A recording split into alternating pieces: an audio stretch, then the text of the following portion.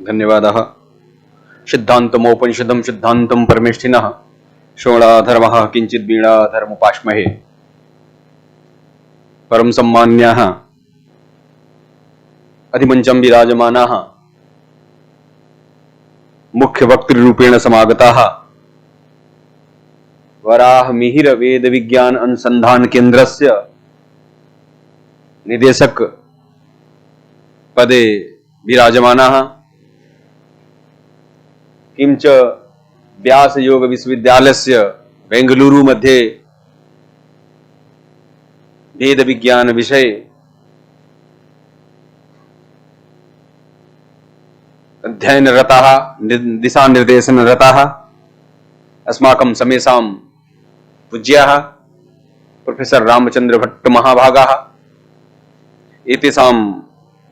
निदर्शने एतेषां संरक्षणे एव 12 ज्योतिर्लिंगस्थलेषु अधुना सोमयागः प्रचलति। अस्माकं काश्यां 10मः यज्ञम् आसीत्, अद्यैव तस्य पूर्णाहुतिरपि जाता अस्ति। मध्ये विराजमानाः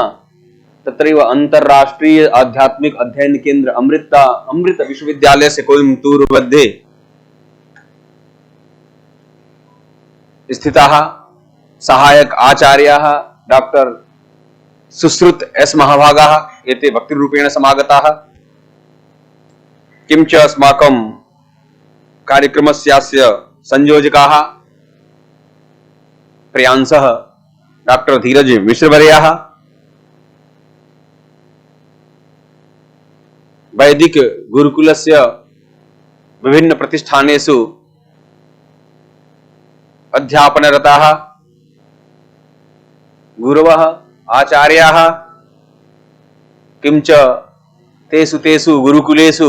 अध्ययनरताः प्रियांशः छात्राः अस्माकं काशी हिंदू विश्वविद्यालयस्य शोधछात्राः अस्य अस्माकं केन्द्रस्य विभिन्न पदेषु विराजमानाः तत्र कर्मचारिणः छात्र्यः। अच्छा अवसर है, एक सुयोग ही मानेंगे इसको कि कल आचार्य जी का इस केंद्र पे आगमन हुआ था, वैसे ही कुछ वेद विज्ञान को लेकर के चर्चा हुई, वेद की दिशा और दशा के बारे में। दिशा भी अच्छी चल रही है, दशा तो अच्छी है ही, लेकिन इसको और समृद्ध कैसे बनाया जाए, इसी उपक्रम में कल आचार्य द्वय का हमारे इस केंद्र में आगमन हुआ था। हमारे संकाय के यशस्वी संकाय प्रमुख प्रोफेसर राजाराम शुक्ल जी के साथ आप दोनों आए और आप लोगों से काफी कुछ चर्चा हुई वेद विज्ञान के क्षेत्र में, उसको आधुनिक स्वरूप में कैसे हम प्रतिष्ठापित करें, वेद विद्या में जो निहित ज्ञान तत्व हैं, जो वैज्ञानिक तत्व हैं, जिनका समसामयिक उपयोग करते हुए हम समाज को कैसे लाभान्वित करें, इस क्षेत्र में क्या क्या कार्य कहां चल रहा है, उसके विषय में बहुत सारी चर्चाएं हुई। पुनः सायंकाल एक योजना बनी, आकस्मिक योजना, कि ये जो सोमयाग हो रहे हैं विभिन्न स्थलों में, उनका एक प्रायोगिक रूप में क्या प्रभाव है, क्या समाज में दिख रहा है, उसके ऊपर भी हम लोग चर्चा करें। आप लोग थोड़ा सा कुतूहल भी हो रहा होगा कि आचार्य श्री ने वेद की वैज्ञानिकता के बारे में बहुत कुछ सुनाया, वेद की वैज्ञानिकता के बारे में कुछ नहीं सुनाया। तो अभी ये चर्चा है, चर्चा चलेगी तो हम लोग जरूर, क्योंकि ये विषय इतना गंभीर है कि उसकी चर्चा भी हम लोग आगे करेंगे, निश्चित ही करेंगे, और उससे बहुत कुछ हम लोग प्राप्त भी करेंगे। जैसे कि डॉक्टर सुश्रुत एस जी ने भी बहुत सारे इंस्ट्रूमेंट्स के बारे में बताया जो आजकल आधुनिक विज्ञान के द्वारा निर्मित है, जिनके द्वारा हम प्राचीन हमारा विज्ञान है वेद, उनमें जो निहित ज्ञान राशि है, उनका जो प्रभाव है, उनका वैज्ञानिक और प्रायोगिक विश्लेषण कैसे कर सकते हैं, उनका उपयोग ये लोग अपने यहाँ कर रहे हैं। इन्होंने बहुत सारे यंत्रों का नाम भी बताया, कल भी हमसे जो चर्चा हो रही थी, लेकिन उनकी प्रयोग विधियां क्या है, उनके प्रयोग से कैसे कैसे परिवर्तन होते हैं हमारे जीवन में, उन परिवर्तनों को आधुनिक विज्ञान के भाषा में, आधुनिक विज्ञान की विधि से कैसे परीक्षित किया जाए, आधुनिक समाज के सामने विज्ञान की भाषा में कैसे प्रस्तुत किया जाए कि समाज जो हमारा बाध्य हो उसे स्वीकार करने के लिए। बहुत विज्ञापन की जरूरत नहीं है, बहुत वक्तव्य की जरूरत नहीं है, बहुत भाषा की जरूरत नहीं है, भाषण की भी जरूरत नहीं है। समाज को ये पता होना चाहिए कि हमारे लिए ये फायदेमंद है, आपसे जबरदस्ती छीन के ले जाएगा वो। आपको बहुत समाज में जाने की जरूरत नहीं है, अपने आप को उस लायक बनाने की जरूरत है। हम हैं उस लायक, लेकिन अपने आप को, अपनी जो प्रोडक्टिविटी है, अपनी जो क्वालिटी है, इसको बताने की जरूरत है कि आज के समय में, आज के इस दौर में हमारा जो प्रोडक्ट है, हमारी जो ये विधा है, हमारी जो ये ज्ञान राशि है, हमारी जो ये थाती है, वो कितनी महत्वपूर्ण है समग्र मानव जीवन के लिए, समग्र विश्व के लिए। है इसमें कोई संदेह नहीं, लेकिन इसको हम आधुनिक स्वरूप में, आधुनिक विज्ञान की भाषा में जब तक हम समाज के सामने प्रस्तुत नहीं करेंगे, तब तक समाज आपके पास नहीं आएगा। हम लोग जानते हैं कि श्रुति के 3 भेद हैं मुख्यतः, 3 कांड की श्रुति, त्रयकांड की थी, त्रयकांड की बोलते हैं ना, ज्ञान, उपासना और कर्मकांड। तो कर्मकांड में तो हम लोग सब लगे हुए हैं, जो एक प्राथमिक स्रोत है, प्राथमिक एक स्तर है, और उपासना के पद्धति इसके बाद आती है। उसके ऊपर जो होते हैं वो ज्ञान है। और जब हम ज्ञान से परिपूर्ण होते हैं तो उसको आधुनिक विज्ञान के रूप में परिणत कर सकते हैं। जब उसका वास्तविक तथ्यों का जब ज्ञान हो पाएगा तो उस ज्ञान को हम आधुनिक विज्ञान के रूप में प्रस्तुत कर सकेंगे। क्यों? क्योंकि विज्ञान और ज्ञान जिसके रूप में आप लोग 2 चीजों को समझ रहे हैं, जहां पर हमें पता है, हम सभी जानते हैं कि जहां ज्ञान के बिना विज्ञान जो है बहुत विध्वंसक होता है, उसका समाज में बहुत प्रभाव होता है। बहुत सारे विज्ञान के आविष्कारों का दुष्प्रभाव अभी भी हम झेल रहे हैं। वहीं पर आधुनिक जो विज्ञान है, उस विज्ञान के बिना ज्ञान भी बेकार हो जाता है, वो समाज से बहिष्कृत हो जाता है, अनुपयोगी हो जाता है। तो आवश्यक है कि ज्ञान और विज्ञान की तारतम्यता को हम बनाए रखें, ज्ञान और विज्ञान के बीच का जो सामंजस्य है, जो कड़ी है, उसको और हम मजबूत किए रखें और उसको समाज के सामने उसी रूप में प्रस्तुत करें कि हम आउटडेटेड नहीं होकर के अपडेटेड रहें। इसीलिए क्षणे क्षणे अन्नवतामुपैति तदेव रूपम रमणीयता, या आचार्यों ने कहा, हमारे ऋषियों ने प्रतिष्ठापित किया। तो निश्चित ही उस क्षेत्र में कार्य करने की जरूरत है। आचार्य जी ने बहुत सारी विधाओं के रूप में हमें एक प्रेरित किया कि हमें इस क्षेत्र में लगना चाहिए। और निश्चित ही हम लोग गर्व के साथ कह सकते हैं कि काशी हिंदू विश्वविद्यालय से उपयुक्त स्थान कोई नहीं हो सकता। क्यों? क्योंकि काशी हिंदू विश्वविद्यालय में का जितना बड़ा क्षेत्र है व्यापक, क्योंकि आधुनिक विज्ञान के साथ ही सामंजस्य स्थापित करते हुए हम अपनी महत्ता को समाज के सामने और विशिष्ट रूप में प्रस्तुत कर सकते हैं। तो काशी हिंदू विश्वविद्यालय एकमात्र ऐसा विश्वविद्यालय है पूरे विश्व में जहां पर प्राचीन विधाओं की, प्राचीन पारंपरिक ज्ञान पद्धति, वेद मूलक सभी विद्याएं विद्यमान है और आधुनिक विषयों की भी लगभग सभी विद्याएं विद्यमान है। जितने भी विषय कल्पित किए जा सकते हैं उनमें से अधिकतर विषय काशी हिंदू विश्वविद्यालय में है। और दोनों के आचार्यों का सामंजस्य स्थापित करते हुए हम लोग समय के साथ अगर करेंगे तो निश्चित ही हम लोगों के लिए उपकारक होगा। और हम छात्रों से कहना चाहेंगे कि आप कभी भी ये वेद पढ़ते हुए अपने अंदर हीन भावना का संचार मत करिए। आप अपने आप को एक बहुत विशिष्टतम मानिए और उस विशिष्टतम मानने के लिए अपने आप को विशिष्ट बनाइए। विशिष्ट बनाने का तात्पर्य यह है कि बहुत सारे ऐसे अपनी कमियों, क्योंकि इस तरह के जो सम्मेलन होते हैं हम लोग केवल आत्मश्लाघा में, आत्म प्रशंसा में गुजार देते हैं कि हमने ये कहा है, हमारे वेदों में ये लिखा है, हम ये करते हैं, हम ये करते हैं। हमारी कमियां क्या रही है उस पर चर्चा नहीं करते हैं ऑफ रिकॉर्ड। ऑन रिकॉर्ड हमें उसकी चर्चा करनी चाहिए जो हम आपस में बैठे हैं इसके बीच में। जब हम समाज के सामने जाएंगे तो अपनी अच्छाइयों को तो बताएंगे ही बताएंगे, लेकिन जब हम अपने घर में बैठते हैं, जब अपने कमरे में अपने परिवार के साथ बैठ करके अपनी चर्चा करते हैं, तो हमें अपने अच्छाइयों से ज्यादा अपनी कमियों पे चर्चा करनी चाहिए कि हमारी कमियां क्या है जिसके चलते हम उस समाज के मुख्य धारा से अलग होते जा रहे हैं।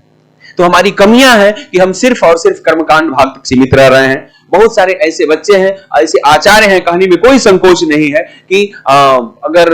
वो वेद विज्ञान की बातें करते हैं, बहुत उत्कृष्टतम उनकी वेद मीमांसा भी तैयार है, मीमांसा भाग सभी कुछ तैयार है, लेकिन अगर कह दिया जाए कि अगर 45 में अगर 3 का भाग दे दीजिए, तो बहुत सारे ऐसे आचार्य मैंने खुद देखा है कि भाग तक नहीं आती, गुणा नहीं आता, जोड़ घटाना नहीं आता। विज्ञान की बात हम बहुत ऊपर करेंगे,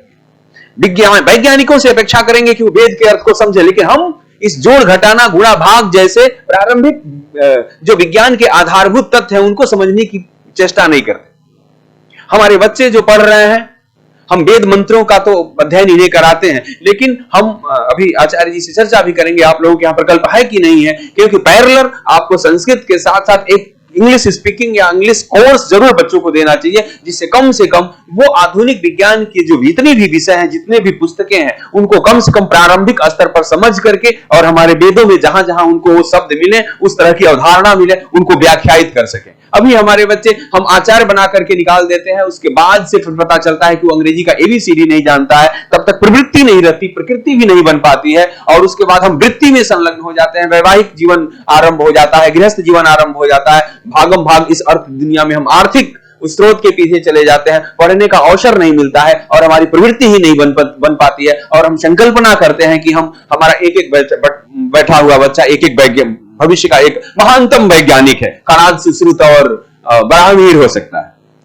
क्योंकि आधुनिक परिप्रेक्ष्य में उनको इस तरह इष्ट योग्य बनाना होगा, तो निश्चित ही हम लोगों को इस तरह का भी उपक्रम एक अभी हम जयंत त्रिपाठी जी से ये कहेंगे कि आज ही आप एक प्रपोजल बनाइए और अपने वेद विज्ञान अध्ययन के साथ ही एक घंटे का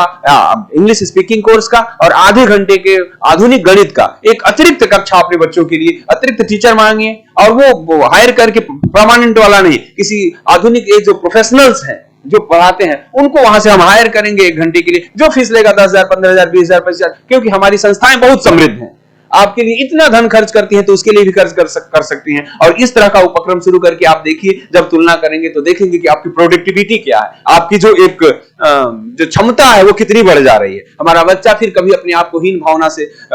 ग्रसित महसूस नहीं करेगा। अभी हम मानसिक स्तर पे ही इतने नीचे दबे होते हैं, हम अपने आप को मान लेते हैं कुछ नहीं, हमारा तो काम ही है वेद अध्ययन करना, गणानांतवा सुबह से उठ के पढ़ना और चंदन लगाना, उसके बाद से हमारा समाज में कोई उपयोग नहीं, इसके बाद से आएंगे कर्मकांड कराएंगे, कर्मकांड से कुछ वृत्ति होगी, अधिक से अधिक हम कहीं अध्यापक हो जाएंगे, उससे भी अधिक हुआ तो धर्मगुरु हो जाएंगे, उससे अधिक हुआ तो विश्वविद्यालय में कहीं अध्यापक हो जाएंगे, इससे ऊपर की किसी की कल्पना नहीं होती। खुद हमारी नहीं थी हम जब आचार्य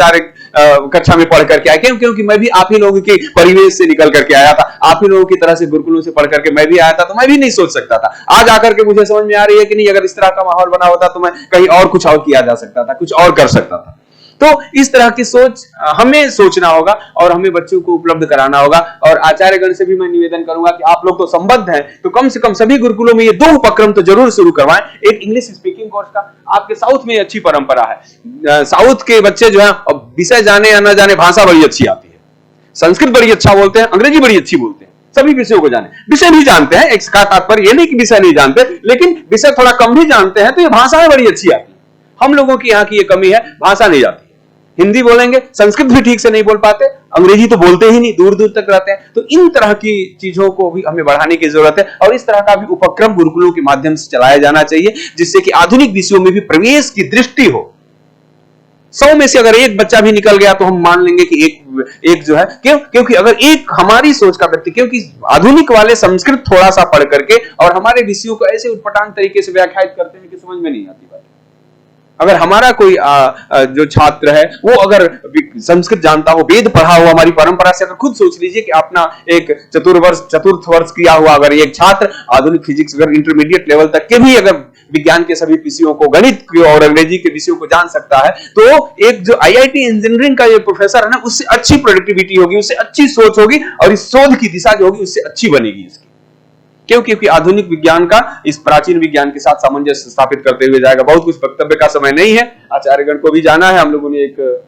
इस उपक्रम को आयोजित किया, इसके लिए मैं ये वेद विद्या गुरुकुल के जो हमारे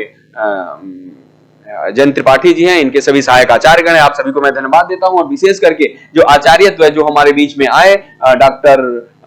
सुश्रुत एस जी और प्रोफेसर रामचंद्र भट्ट जी, आप दोनों का मैं हार्दिक अभिनंदन करता हूं, स्वागत करता हूं कि आप लोगों ने कम समय में उपस्थित होकर के और हमारे केंद्र में अपने विचारों से हमारे छात्रों को लाभान्वित किया।